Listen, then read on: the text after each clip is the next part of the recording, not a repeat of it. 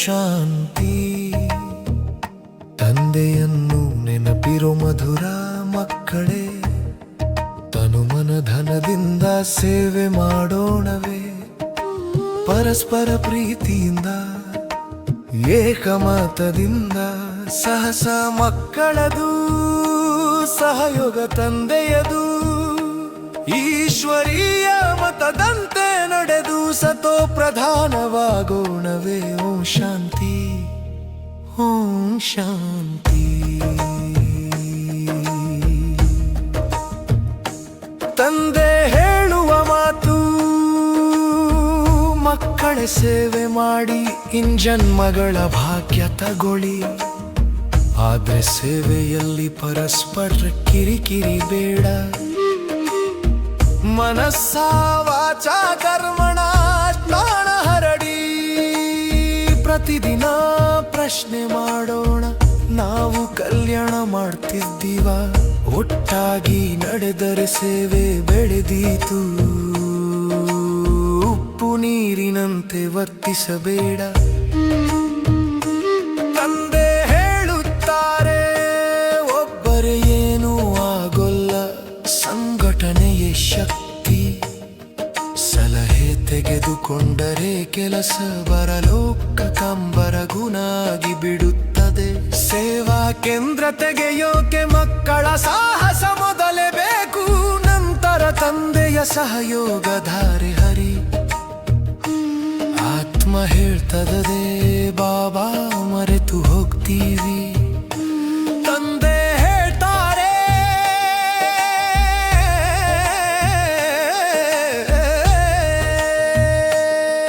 ನನ್ನ ನೆನಪಿನಿಂದಲೇ ಪಾಪ ಕಳೆದೀತು. ಇದು ರಾಜಯೋಗ ಹಠಯೋಗ ಅಲ್ಲ, ಬುದ್ಧಿ ಚಿನ್ನದ ಪಾತ್ರೆಯಾಗಲಿ.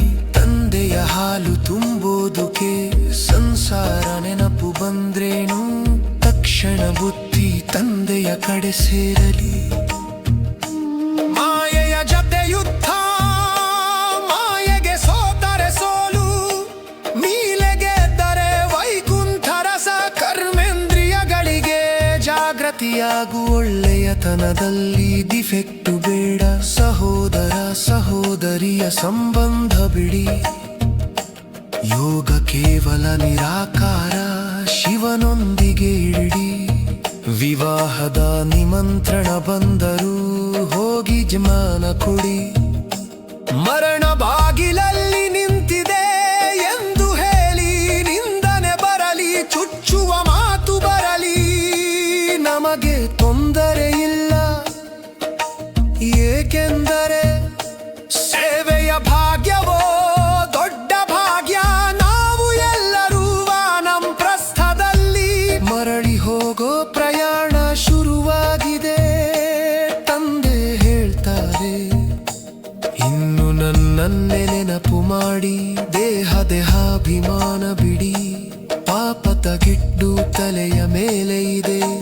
ನೆನಪಿನ ಯಾತ್ರೆ ಮಾತ್ರ ಔಷಧ. ಬ್ರಾಹ್ಮಣಾದಿ ಸತ್ಯಯುಗ ಹೋಯಿತು, ಕಲಿಯುಗ ಬಂದಿತು.